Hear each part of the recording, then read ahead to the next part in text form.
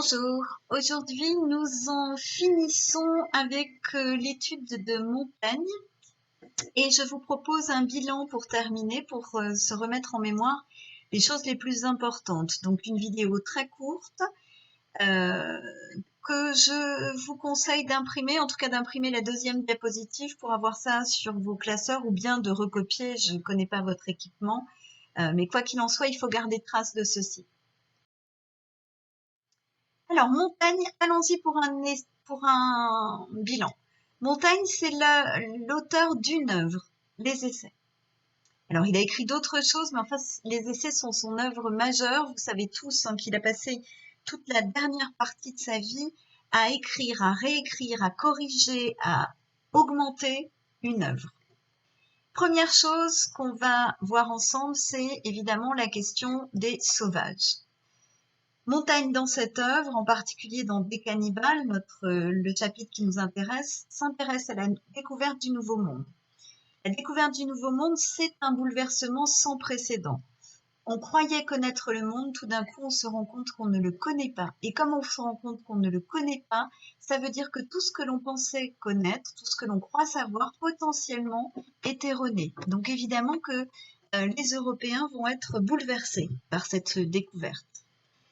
À partir de Montaigne et à cause de Montaigne, va se construire le mythe du bon sauvage. C'est le deuxième point que j'évoque.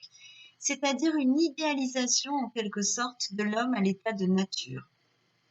Les sauvages seraient finalement un peuple resté plus proche de la terre, plus proche des vraies valeurs que nous. Alors derrière cette pensée, il y a évidemment une pensée religieuse. Plus on est proche de la terre, moins on aurait évolué, plus on serait proche aussi finalement de quelque chose qui serait ce que Dieu aurait créé. Donc il y a une pensée évidemment religieuse là-dedans. Troisième point, ce mythe du bon sauvage se crée parce que Montaigne considère les Amérindiens comme un peuple enfant. Ça ne veut pas dire un peuple d'enfants. Ça veut dire un peuple qui n'a pas encore été civilisé, non, ou plutôt, il est civilisé. Un peuple qui n'a pas encore grandi, qui n'a pas encore appris à être mauvais, à être perverti.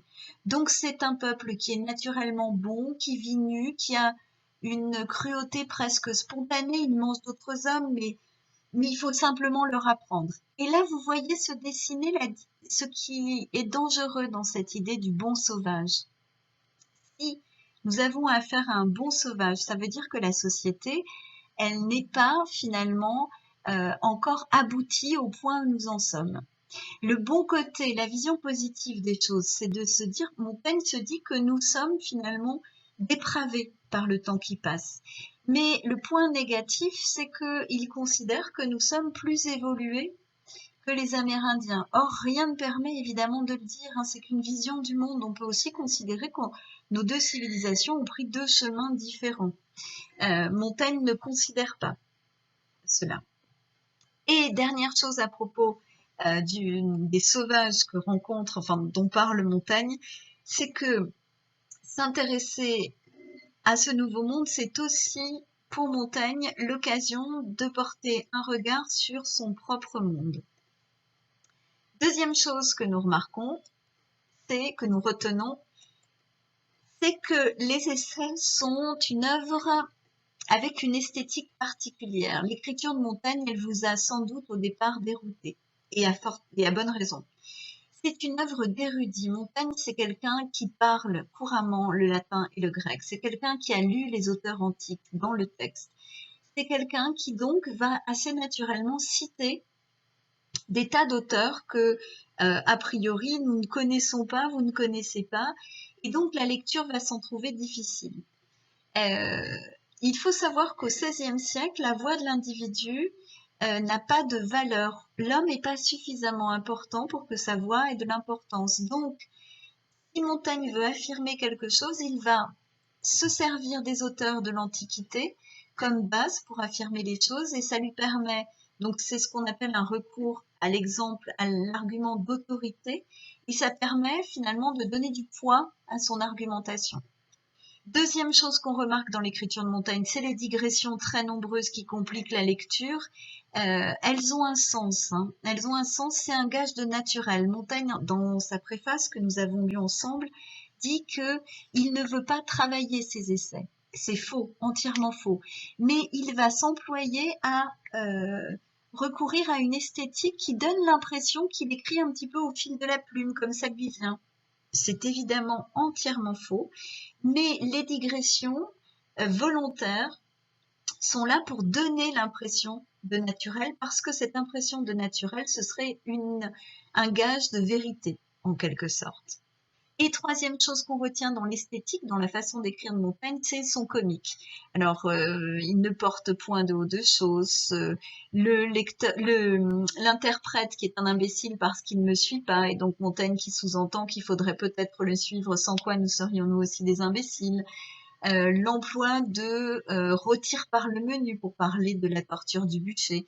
Donc tout un tas de comiques qui servent non pas à faire hurler de rire, mais à faire sourire pour créer une complicité avec le lecteur, et aussi parce que le rire, c'est une arme. L'ironie en particulier permet de convaincre. Troisième chose que l'on retient, c'est une œuvre, les essais, qui n'existe pas, qui n'a pas de précédent au moment où elle paraît. On est un petit peu dans l'autobiographie. Il parle de lui avec des effets de réel, parle de sa vie, de sa façon de faire. Il parle aussi, c'est aussi une œuvre philosophique, hein, donc j'explique plus tard ce qu'est un philosophe sceptique. Et enfin, ce sont des essais, ça n'existe pas jusque-là, c'est-à-dire une œuvre dans laquelle Montaigne va s'essayer, c'est-à-dire se confronter à différents sujets, à différentes réflexions, et construire des argumentations, des réflexions autour de ça. C'est donc tout à fait nouveau, c'est à partir de son œuvre que le mot essai deviendra un nom commun qui va désigner une œuvre littéraire dans laquelle un auteur s'empare d'un ou plusieurs sujets. Et la dernière chose, donc pour revenir sur la question de la philosophie, Montaigne, c'est un philosophe, ce qu'on appelle un philosophe sceptique. Un philosophe sceptique, donc c'est un humaniste d'abord, Montaigne, c'est un érudit, un lettré. Il est considéré longtemps comme philosophe plutôt qu'écrivain, c'est assez récent finalement qu'on le considère comme un écrivain. Et c'est un philosophe sceptique, ça veut dire quoi? Ça veut dire que le sceptique va prôner le doute face à toute chose. Il invite toujours à envisager, quand on envisage un sujet, à envisager une thèse puis son contraire. D'où le fait qu'on a parfois l'impression, à juste titre, que Montaigne dit une chose et son contraire. Voilà pour les choses que vous devez retenir absolument des essais de Montaigne. Nous commençons lundi le parcours associé, et vous rappelez que demain, parce que nous sommes vendredi, parce que vous travaillez vraiment bien, que je vous trouve, je me répète, mais admirable de faire preuve de cette application et de cette implication dont vous faites preuve.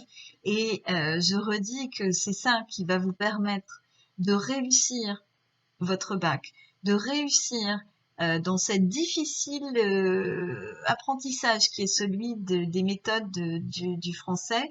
Et c'est aussi ça qui vous permet finalement de vivre un confinement qui a du sens. Vous avez un rythme, vous avez pris les choses en main, je vous en félicite encore. Donc pour toutes ces raisons, j'ai décidé que le vendredi serait désormais un jour off en français. Donc nous nous retrouvons lundi à 9h devant le blog. Bon week-end!